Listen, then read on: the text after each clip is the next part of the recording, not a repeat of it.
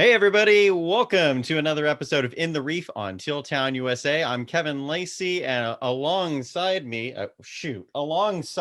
is Nick Nolenberger, the voice of the San Jose Barracuda. How are you, Nick?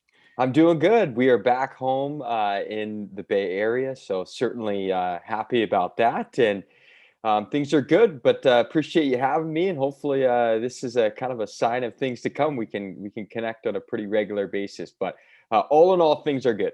Good, man. Coming back from Texas, if anyone caught, I hope everyone caught the last episode, but if you didn't, Nick had a very interesting journey into Cedar Park, into Austin, and apparently an equally interesting time getting out of Texas.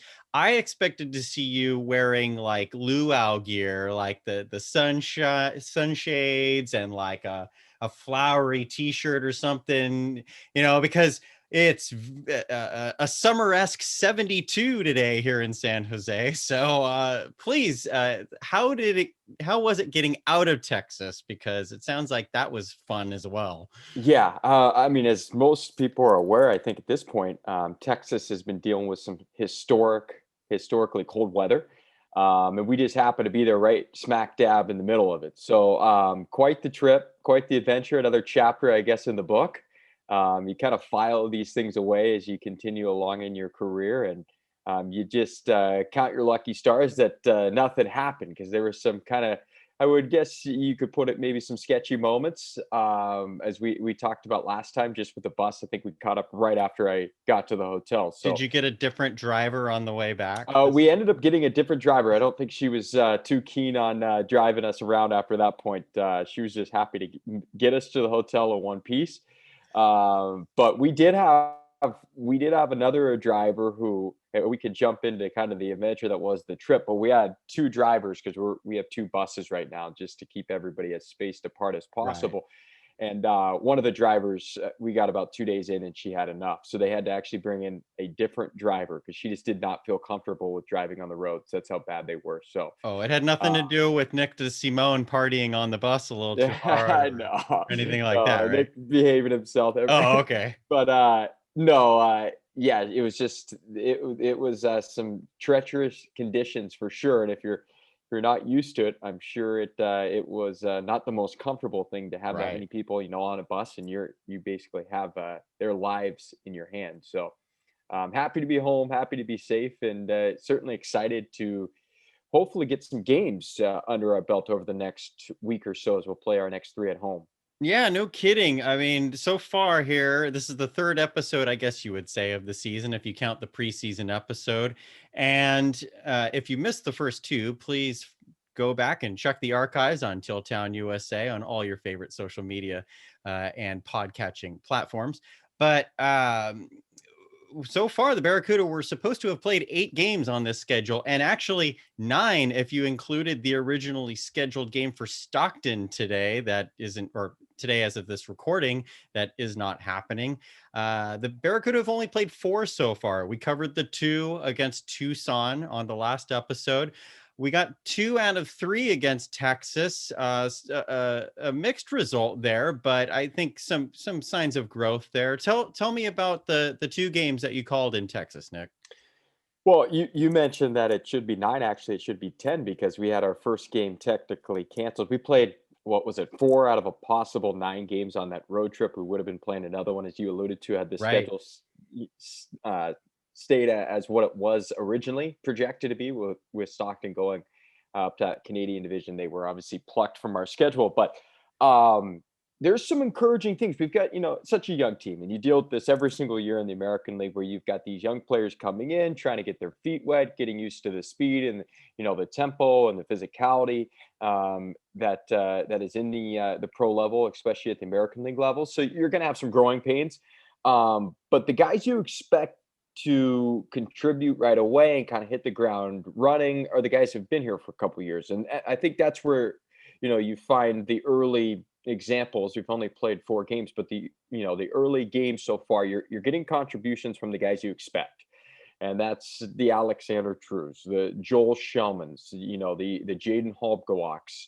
the Joachim Blickfelds. You can just go down the list of these guys, these familiar names. If you follow the team over the last couple of years, you're going to recognize these names. You'll look down our roster and you only recognize about a third of them because there's so many new players. But you expect those guys to be able to contribute right away. And then for the young players, you hope they can get up to speed pretty quickly. And so far, so good. You see Jake McGrew get his first goal. You see Ozzy Weisblatt get his first goal. You see Kyle Topping get his first goal. These are all young players just trying to get used to the pro level. So to be able to find the back of the net in the first 4 games, I think is going to be a big confidence booster for all those guys. Obviously, Weisblatt has since returned back to junior. Topping's currently in Allen with the Americans, and McGrew's still on the roster. So, these guys are moving. There's a lot of moving pieces, but very encouraging. I mean, the team at this point is 1-2-1. From a points percentage, I think it puts them at 4th in the division. Yep. Still a very, very small sample size, but a lot of encouraging signs so far. And I don't know if it's the fact that we've been away from the game for so long with the long extended break, but it's been fun to watch. It's been exciting. The tempo has been pretty high paced, which is what you want to see. And it's been a joy so far, being able to call the 4 games. Hopefully we can start stringing some games together here and get a little bit of a rhythm after some postponements. But I guess that's just going to be the nature of the beast this season is you play it by ear. It's a day by day business at this point. And, you just hope you can play as many as you possibly can, but who knows what the future holds. Right. On the last episode, we talked about how this is going to be a season of adjustments. And I guess that's what the A stands for in AHL now is it's the Adjustment Hockey League. So as you mentioned, we did see Ozzy Weisblatt alongside Tristan Robbins go back to their WHL clubs. Still haven't heard anything about Dylan Hamiluk or Brandon Coe. So that's a wait and see kind of situation. And also 5 players were sent down to the Allen Americans, which I have been really wanting to ask you this for over a year at this point. And I don't know if you have any insight on this at all. You can say you don't. But one of the questions that I get asked all the time is why don't the Sharks have an ECHL affiliate? And looking over the last couple of years, one of my common tweets going into each season has been, oh, geez, the Barracuda have 17 forwards on the roster. This is ridiculous. And then last year, they have 18 forwards on the roster. And then this year, they have 20 up. No, Manny Wiederer stayed in junior. They've got 19 forwards and 9 defensemen. Oh, my goodness. Like, how are the Sharks able to get by? Obviously, the relationship with Allen Americans is still going well. The fact that they sent some players before the season began down to Allen. They have this past week, but no official affiliation with the ECHL. Do you have any idea what the Shark standpoint is on that? Yeah, my first couple years, actually, as you know, the team was affiliated with Allen, and then that agreement was kind of on a year-to-year basis. And from what I had been told, it just was not renewed. Obviously, the relationship is still pretty strong. Steve Martinson, who's the head coach and GM for that group, he's still taking on players from the organization. He had Zach Sawchenko there last year. And most of the players were sent to Orlando. So there's that relationship that's been built in Orlando as well. Now that's a little bit farther, obviously. It's on the other side of the country. So that adds an additional dynamic, especially with this season. And it just kind of depends on what shakes out from an ECHL standpoint. For Allen, they're affiliated currently with Minnesota. So it just depends on how many prospects they have. Do they need prospects? That was the situation last year with Sawchenko. Was they didn't have room for him in Orlando. I think they had 3 or 4 goalies already under contract with Tampa Bay. So they had to find a spot to put Sawchenko. And, still with that relationship with Allen, they were able to send him there. Why the team doesn't have an ECHL affiliate, I'm not totally sure. Cannot answer that definitively. But, there are financial things. If I had to guess, there are financial commitments you have to make as an NHL team, just – there are 31 ECHL teams, so not every NHL team has an affiliate. And I think it's just kind of by preference. There's something convenient about having your own team because that you're going to have first kind of pick of the litter. Right. But why we don't have one currently, I can't answer it. But, I think it helps and shows that the organization still has a good relationship with Allen and really with, even Orlando and maybe some other coast teams as well. So Long answer. I don't really have one for you, but I mean, I would guess it had to do something maybe financially, but at the same time, who knows, right? You know, it's just a preference, I think, at this point for the organization. Sure.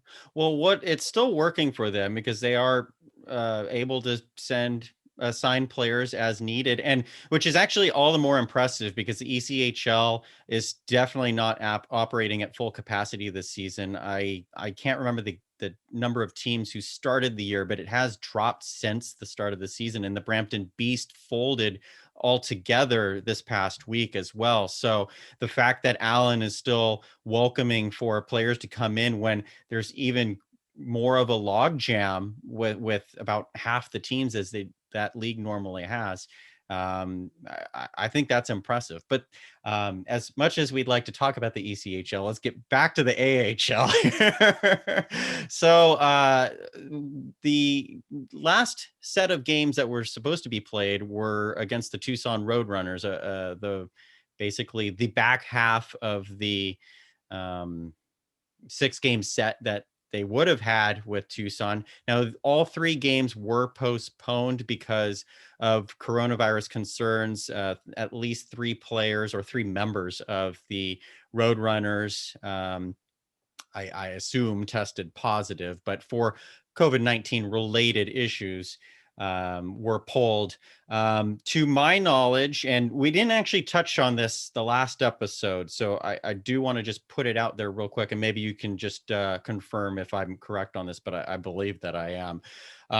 This is a separate incident from the one that the Barracuda had at the end of the preseason. To my understanding, the player who tested positive for the Barracuda, it is believed it was a false positive.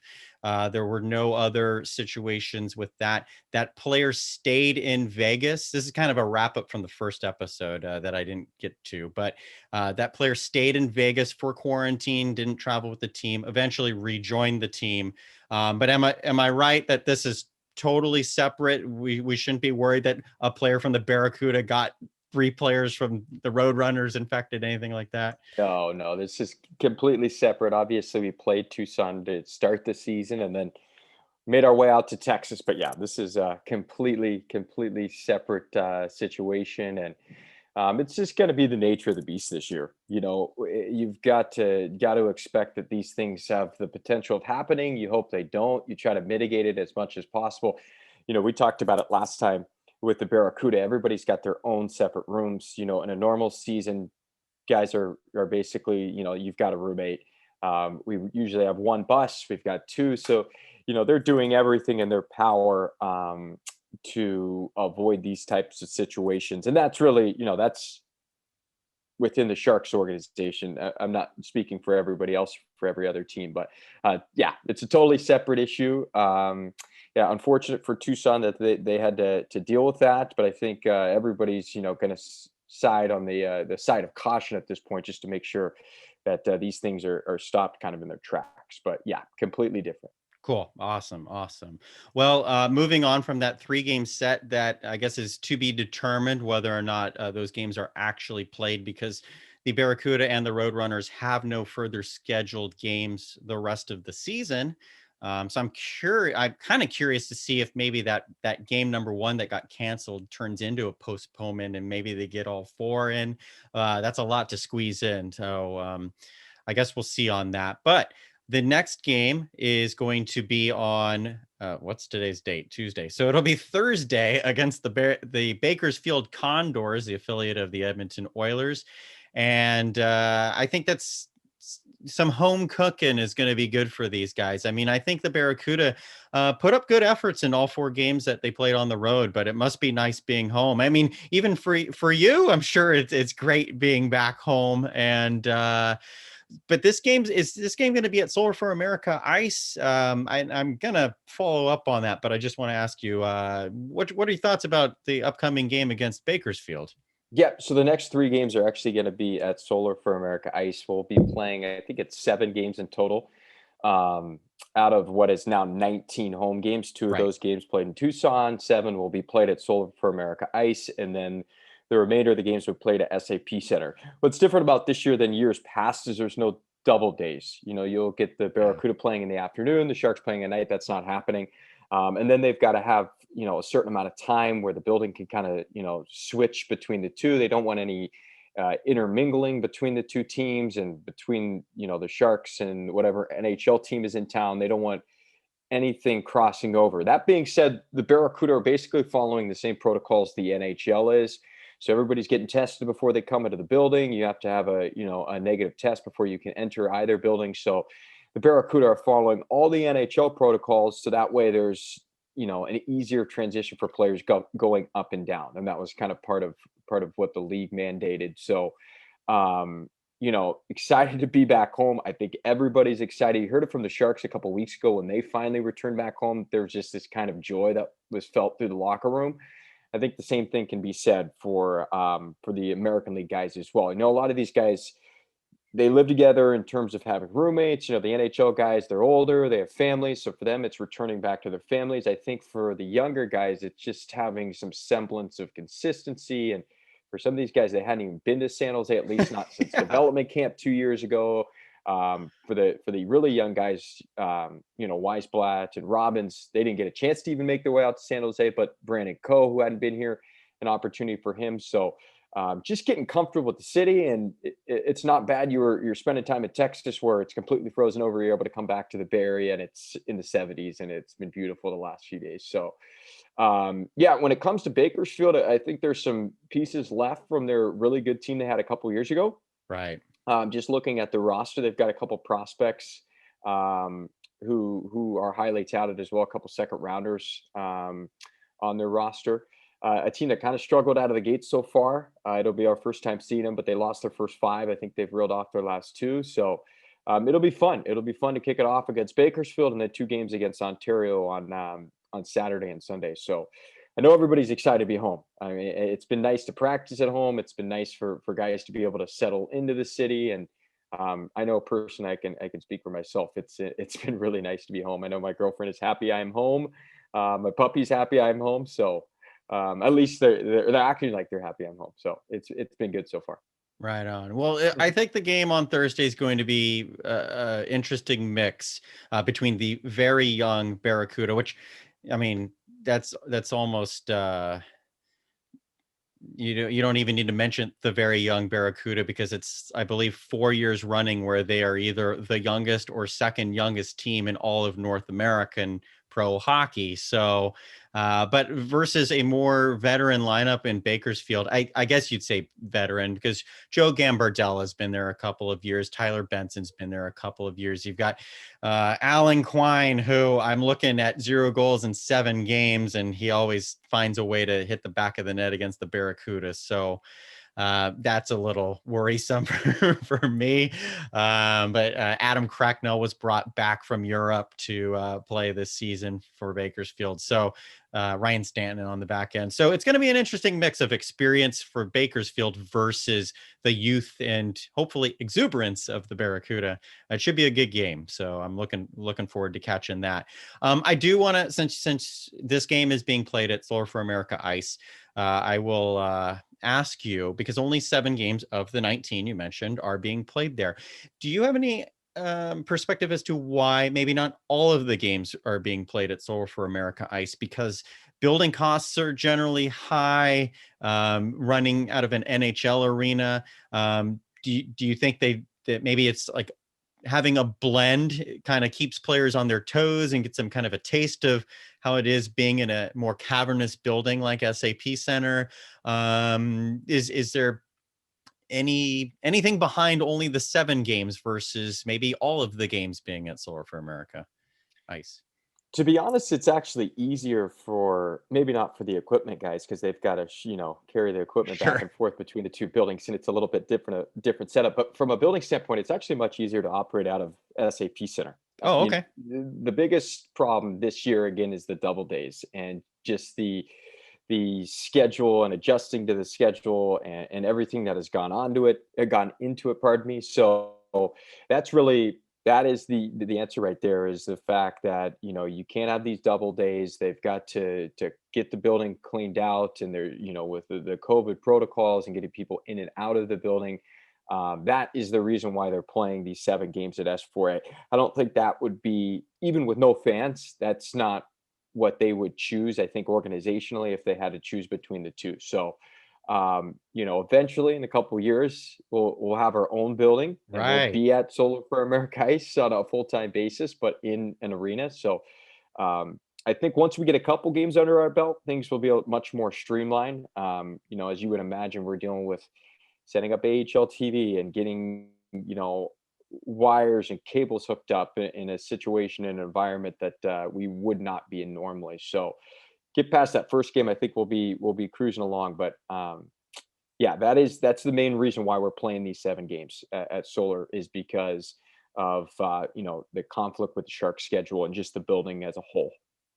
Yeah, definitely. Yeah. On one of the previous After Darks, I was looking because the AHL on the original schedule that had Stockton in the division, it listed which games would be at Solar for America Ice, but the one that came out, the second schedule, actually didn't say what. So just kind of hat tip to Puck Guy, who figured out that there was a scheduling conflict on the 25th, on Thursday, for how we figured out that game would be at Solar for America Ice. And then the 2 afterwards were already scheduled. Those were originally scheduled games. So I guess it doesn't matter in a way, because fans aren't able to attend, sadly, but still, for just the sake of knowledge, I know over the past couple of seasons, we've had a running joke about, after that long winning streak the Barracuda had a few years ago, and then because of that, was it a Bon Jovi concert or something, moved the team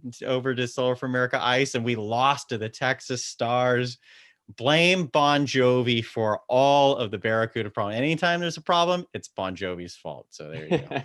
Yes, Um, I have not forgotten that either. So, yeah, I always think about that because I think it was a 14-game winning streak at the yeah, it time, was I know it was over 12.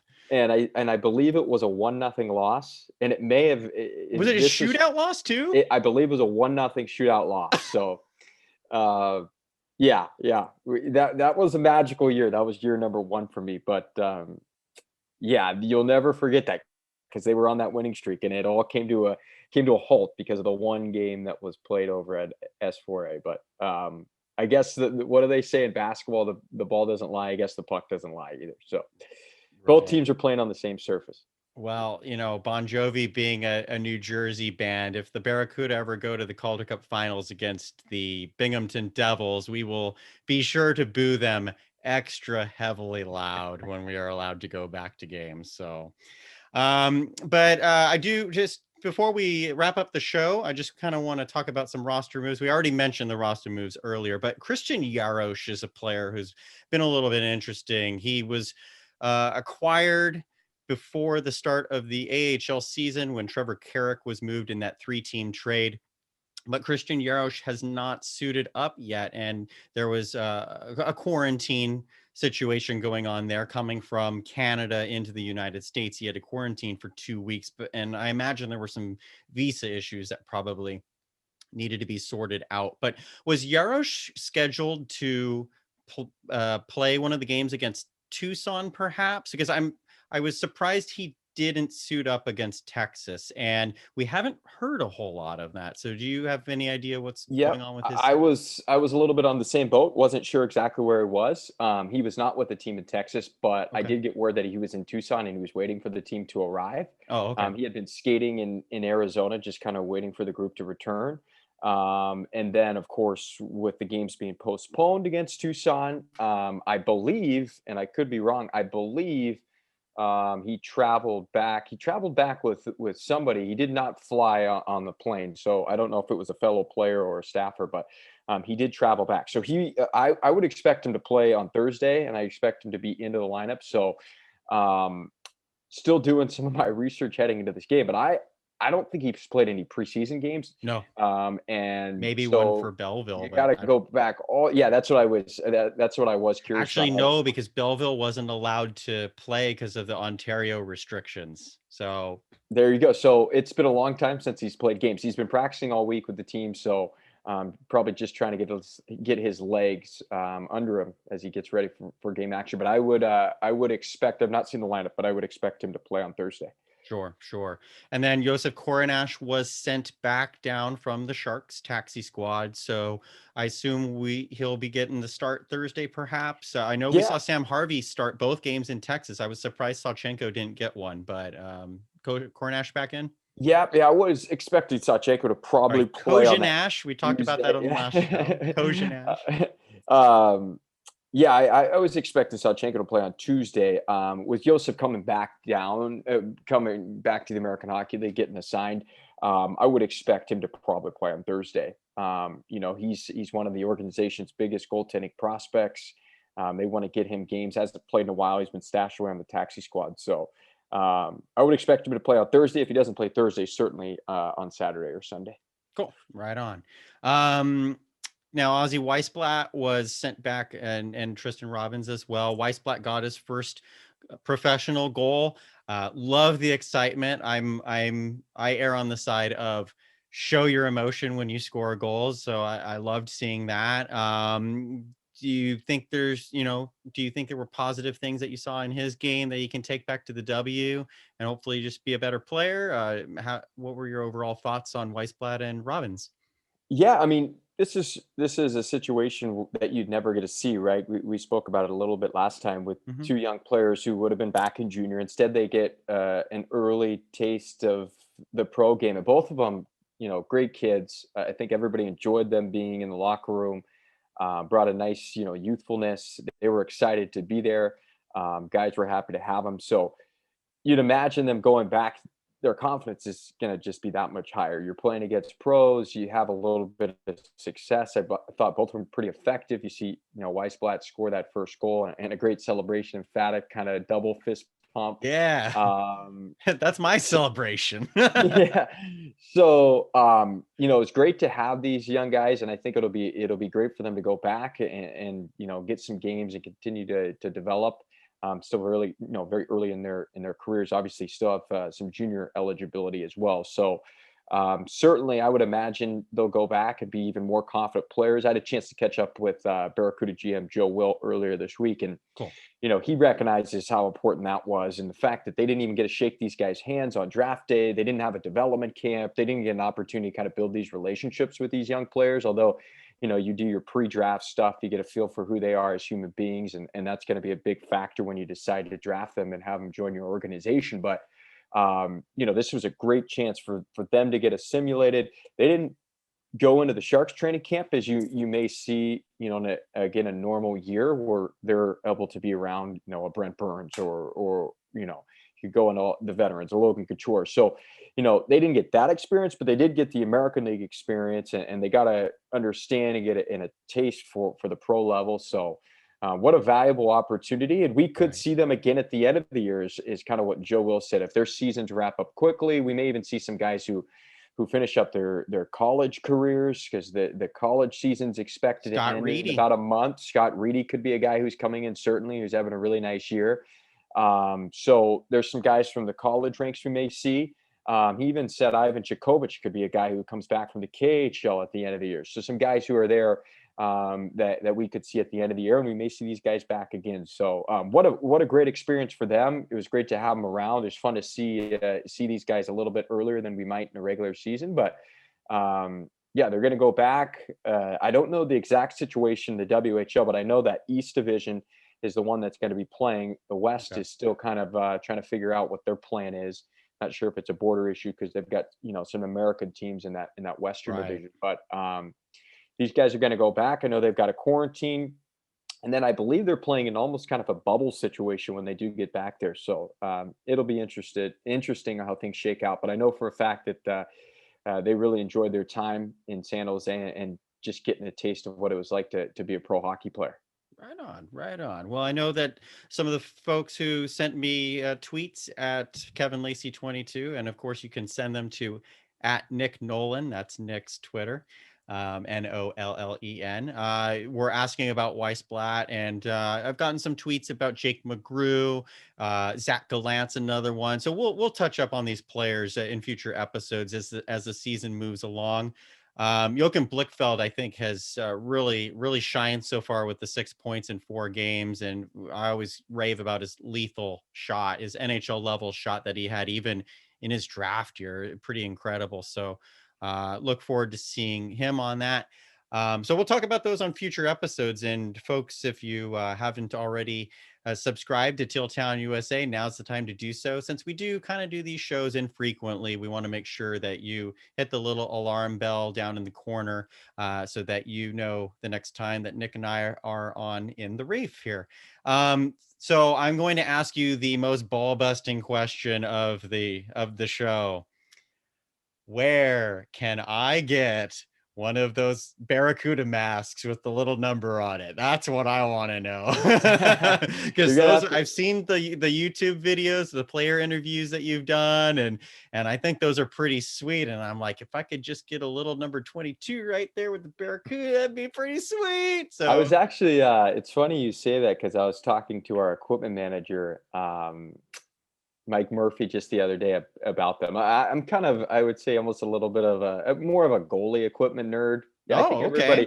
everybody loves goalie equipment. I love Patrick Waugh as a kid, so I still kind of have. I didn't play goal as a kid, but I just kind of enjoy equipment. So we'll go back and forth. But I was asking him a little bit about the Yeah. masks, and I think he told me that he had the logos put on by an outside company, but then he was the one who put the numbers on. So he did them all by hand. So I don't know those things. I haven't got one of those, but I'll put in the word for you in case Thanks. one just happens to end up on my desk. Thank you. Tell him local podcaster wants number 22 mask, and we'll make it happen, right? Yeah. No pressure. No, I'm kidding though. But always a pleasure having you on, Nick, in the Reef here. Any final thoughts going into this weekend's games here? Because it's nice to be home, right? It is certainly nice to be home. We've got, as you mentioned, we've got the next 3 games that'll be at Solar for America Ice, and although there will be no fans, a reminder, you can watch the games as always, AHL TV. It's a small fee, very affordable. And if you don't want to watch the games, if you want to listen for free, we will be on the air waves as well. So we'll have our pregame show starting on Thursday at 5:30, on Saturday and Sunday starting a half hour before, so at 4:30. You can listen on the Sharks Plus SAP Center app, and also on our website at sjbarracuda.com/listen. So we hope you tune in. And as always, I appreciate you having me on. It's always fun to talk about this team. It's a young and exciting group, and a lot of young prospects I think fans should get to know pretty soon, because it's an exciting group. Definitely. As I close the show, I don't have any like amazing quote pulled from Cuda Confidential this week to end the show on or anything like that. But kind of in the same line, even though we can't be there, folks, we can watch these games on the internet and listen, and it's just really cool to be able to say, hey, I watched that player when he was 19, 20 years old. Well, not 19 anymore, except for like Hamiluk, but 20, 21 years old, breaking into the league. And, a lot of great players have come from the American Hockey League, or the Adjustment Hockey League. So until next time, I'm Kevin Lacey, and we'll see you in the Reef.